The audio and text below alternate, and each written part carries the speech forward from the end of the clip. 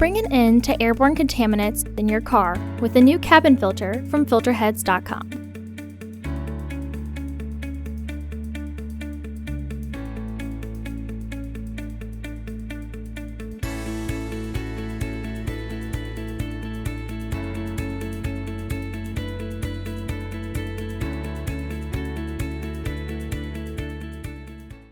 The cabin filter is located behind the glove box.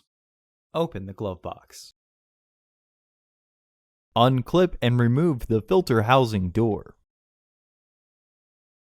Remove the old filter from the housing and clean out any debris inside.